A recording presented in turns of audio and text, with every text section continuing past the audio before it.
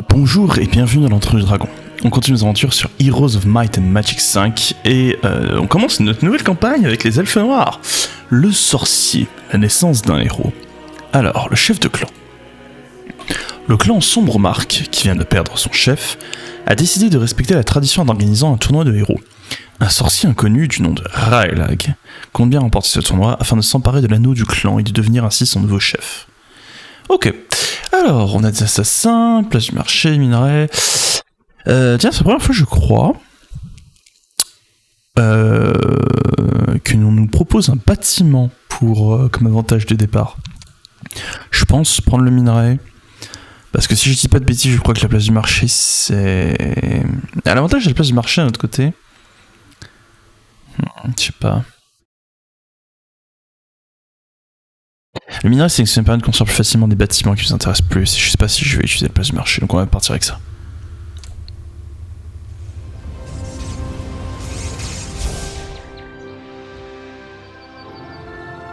Je me nomme Raelag. Tout comme les autres, je suis là pour combattre afin de devenir votre nouveau chef de clan. La nouvelle de la mort d'un chef de clan voyage décidément bien vite.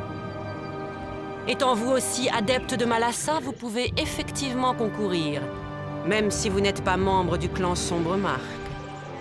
Je suis la gardienne de la loi, juge et arbitre. Avant de commencer, je dois vous demander si vous connaissez les règles. Énoncez-les. Le tournoi est ouvert à tous. Vous disposez d'1 mois pour vous préparer. Vous descendrez ensuite dans les cavernes pour vous affronter mutuellement. Si vous arrivez en avance pour un combat, vous devrez attendre l'arrivée de votre adversaire. Il n'y a qu'un seul gagnant, pas de seconde place.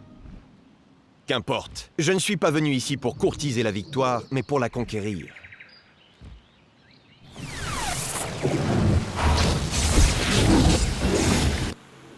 Et B, quel frimeur.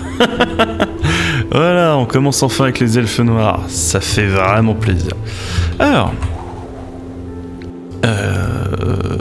on a timé, c'est ce qu'on vient de comprendre. On a 1 mois, c'est-à-dire 4 semaines, pour construire quelque chose et se préparer au combat. Alors, tac, on va recruter ça. J'ai pas beaucoup d'unités pour commencer.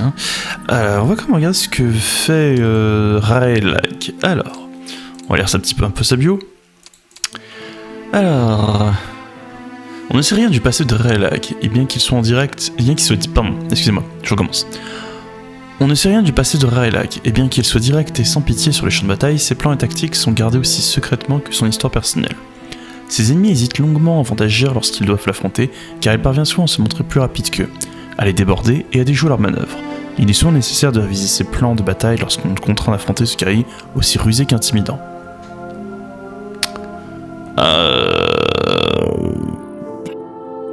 C'est générique comme description, par contre il est très beau son sang-froid. Je vais les appeler sang-froid parce que dans Warhammer il s'appelait sang-froid, je ne sais pas comment ils les appellent dans ce jeu. Alors on a notion de défense, très bien. Robustesse, je crois que ça montre les points de vie de tes troupes. Ouais, c'est ça. Notion de focalisation, ça fait quoi? Réduit la protection des créatures résistantes à la magie et permet aux héros de leur infliger 20% de dégâts normaux, ça sort. Ah, donc toi on va build-up avec de la magie de destruction, ça c'est sûr et certain. Intimidant inflige une pénalité d'initiative aux unités ennemies en fonction du niveau du héros. C'est très fort ça. Ces unités sont toujours prioritaires. Waouh, c'est costaud. Alors... Ouais, les familiers, ça peut être une mauvaise idée. On va prendre ce bonus. Ah, moins de chance. Ah. C'est parti. Faut pour montrer les nouveaux... les assassins. Faction donjon. Alors, les assassins sont généralement chargés d'attaquer les ennemis à distance. Non, pardon. Les assassins sont généralement chargés d'attaquer l'ennemi à distance en tirant des carottes empoisonnées avec leurs puissantes arbalètes. Puissantes arbalètes, à une main comme ça, enfin bon. Pas de pénalité au corps à corps. Oh. C'est intéressant ça, donc ils peuvent se battre aussi en mêlée.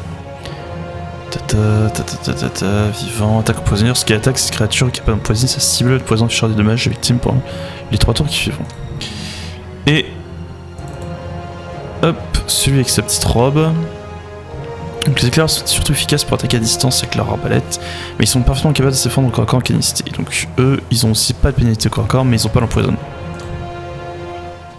Tirer avec le bout portant. Voilà. Et je finis avec mon héros. Même s'il n'est pas suivi derrière le poison, on l'aurait achevé. Ok, parfait.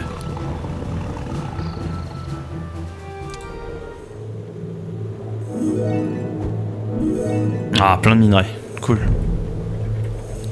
Maintenant, c'est la faction qui va pas avoir besoin de minerais. Alors... On enchaîne avec la Syrie. Donc là, on a un portail. Ok, c'est une bonne chose à savoir. Joueur jaune, joueur turquoise, joueur rouge... Bref. C'est un paquet de choses. Et joueur bleu...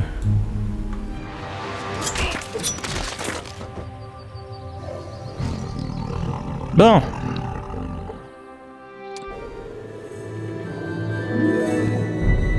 C'est mieux que des paysans, ça c'est sûr. Hein. En même temps, c'est pas difficile. C'est vraiment spécial comme combat. Je sais pas si le poison se cumule. Là, je lui inflige 16 dégâts, lui, j'inflige. Aussi 16. Ouais, j'ai infligé aussi 16, ok, d'accord. C'est intéressant ça. Alors du coup, est-ce que c'est calculé en fonction des dégâts de mon unité ou du maximum de points de vie de la personne sur qui tu appliques? C'est une vraie question. Alors... On va présenter les nouvelles unités que je viens de prendre. Alors, les Vierges Sanglantes. Les Vierges Sanglantes sont des guerriers très rapides formés un art des vies de la lame dansante. Elles sont capables d'atteindre et d'attaquer rapidement l'adversaire avant de reprendre leur position de départ. Ok, frappe et revient, c'est ce dont on nous a parlé, attaque et puis revient à sa position initiale.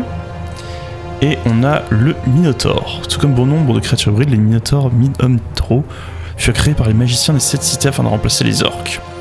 Après avoir fui vers l'est et ses cavernes souterraines, ils furent vaincus par les elfes noirs et à nouveau réduits en esclavage. Condamnés à accomplir les tâches les plus difficiles et les plus dégradantes, ils ont su rester dignes et n'ont pas perdu leur courage. Toujours très appliqués, ils excellent dans tout ce qu'ils font, même lorsqu'il s'agit de combattre pour leurs tortionnaires. Minotaur rêve de regagner un jour la liberté, et les elfes noirs craignent qu'ils ne parviennent par la force. Vachement intéressant, il y a des éléments de lore qui sont assez pourris, mais celui-là je trouve ça sympa. Et ils ont la bravoure, ces créatures ne peuvent jamais avoir morale inférieure à 1. Ok, sympa.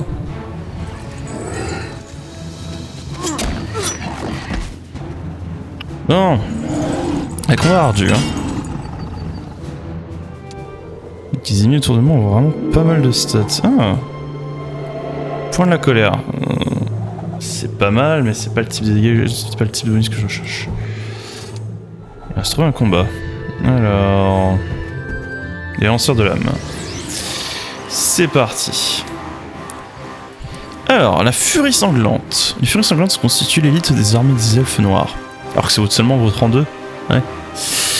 Formés à un art dérivé de la lame dansante, ils sont capables d'attaquer et d'esquiver dans un mouvement, ce qui ne laisse aucune chance de riposte à l'ennemi. Ah, riposte ennemie impossible.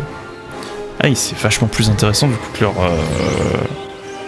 leur variante en dessous. Et le champion Minotaure. Les les plus efficaces au combat peuvent recevoir un entraînement de gladiateur afin d'être promus au rang de champion. Marqués de tatouages caractéristiques. Ah ouais, on le voit là, en effet, ils ont des petits tatouages.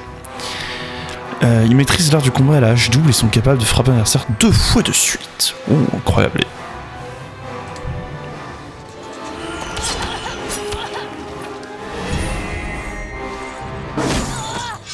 Nice.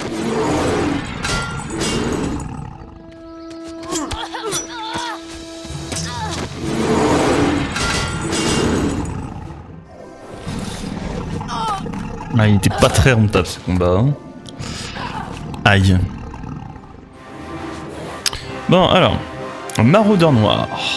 Alors, les maraudeurs noirs constituent les forces principales des armées d'Igshal. Ce sont des guerriers rompus au combat, armés d'une lourde lance et d'un bouclier. Bah, il n'y a pas de bouclier. Bref. Il n'y a pas eu d'accord entre les gens qui écrivaient le narratif et ceux qui faisaient les modèles. Ce sont des guerriers rompus au combat, armés d'une... Oui, ils chevauchent des lézards souterrains géants élevés par les elfes noirs. Voilà. La vitesse, c'est leur atout majeur, et les dégâts que leur lance inflige augmentent en fonction de la distance sur lesquelles ils peuvent accélérer. Donc ils ont comme, je suppose, le chevalier, charge montée, c'est ça.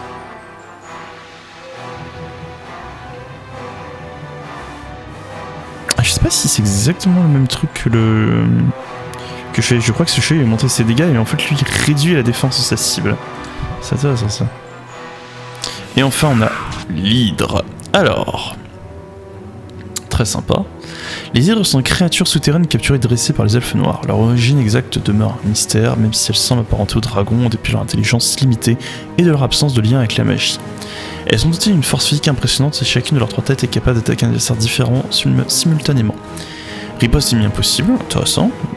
Rage, lorsqu'augmente l'attaque de cette créature lorsque les alliés sont tués. Ok.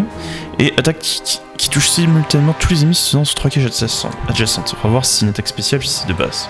Je crois que c'est de base. Je pense qu'il faut pas que je fasse plus de bâtiments en fait. Je peux même pas en avoir plus. Je vais faire la place du marché pour à un moment vendre si nécessaire. Et je ne ferai pas plus. De toute façon, je n'aurai pas les matériaux, les ressources pour. Je pense pas. Je reste à être améliorer mes troupes.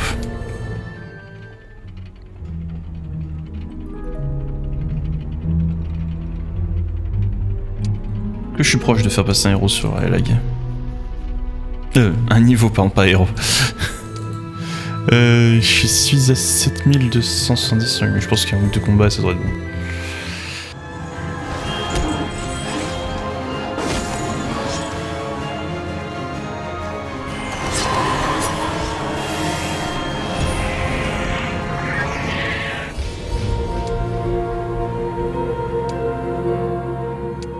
Bon, on y est.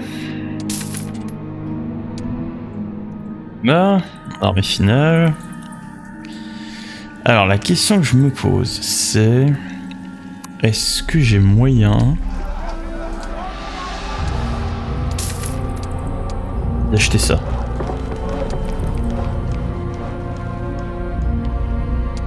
Vraie question. Alors... Il me faut... ça. Mais j'en ai pas. Je crois qu'il m'en faut... Il faut 5. Ah putain, il faut que je revende. Waouh, ça va être... Je pense pas que c'est faisable. Parce que... Et il me faut combien de me reste? 5 de 2. Oh, ça va être tendu. Je crois pas que j'ai besoin de mercure. Ouais... D'accord. Je me dors. Je peux vendre tout mon mercure déjà. Je peux vendre 2 comme ça. Je peux en vendre jusqu'à... Ouais, jusqu'à encore 3. Ouais...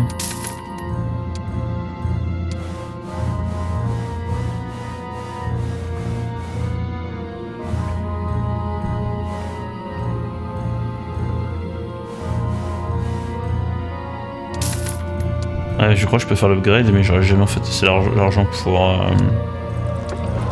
les améliorer. Tant pis. Allez, une fois.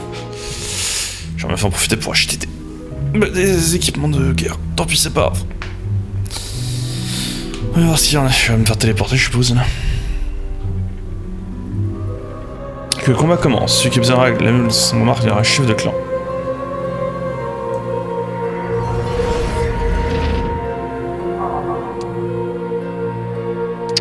Très bien.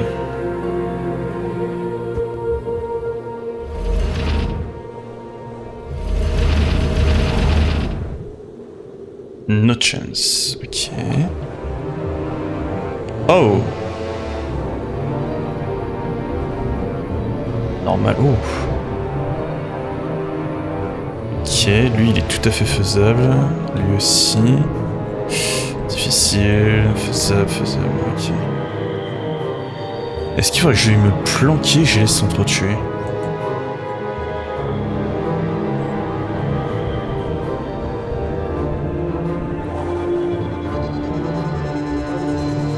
Sinon je suis en train de me poser si je les laisse s'entretuer, je me mets au niveau du dragon et j'attends sagement.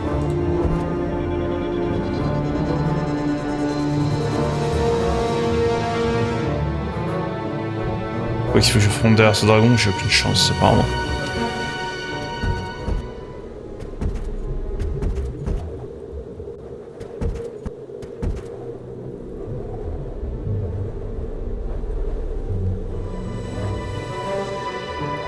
Ok, ils sont entretués bêtement.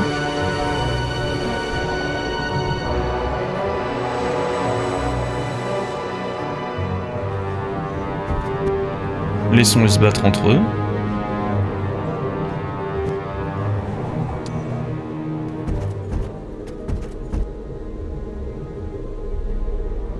Ok. Et est-ce qu'il va se battre contre le dragon?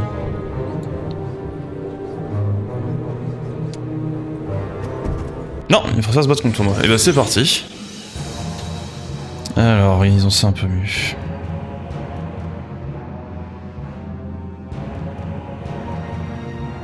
Toi tu vas au milieu, toi tu vas là. Je pense que je vais me sortir ici. C'est parti. Alors... je vais bien placer mes gars, on va pouvoir directement attaquer ces... Voilà, 6 unités. Ensuite, je vais pas te laisser empoisonner mes troupes.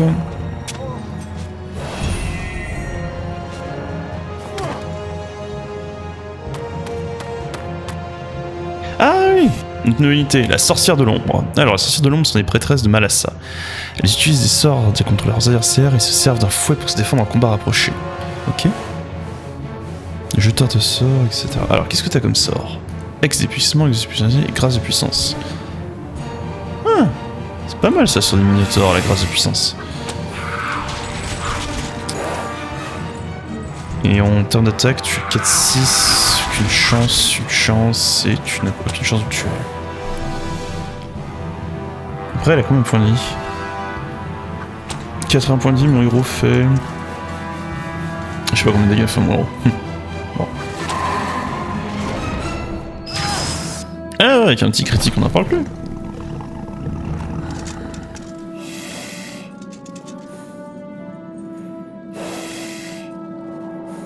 Je peux leur rentrer dedans ou je peux jouer aussi la carte de la patience.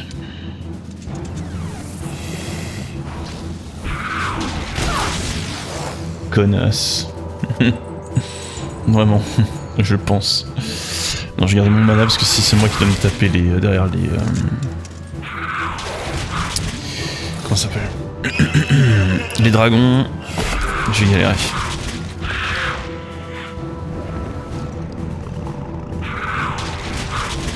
Tiens, va taquiner les novices.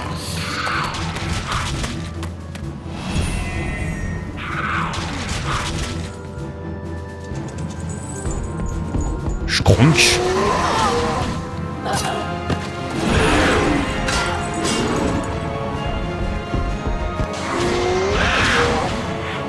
That's fine. Ah, il va me tuer une unité avec son héros. Tous les coups. Et ça. Comment c'est qu'ils aient autant de mana? Moi j'en ai pas autant, hein. Dégueulasse. Bref.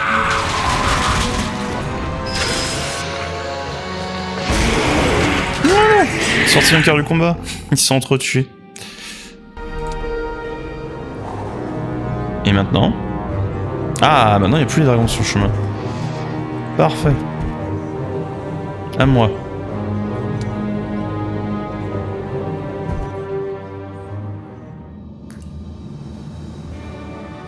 L'anneau de sombre marque est à moi.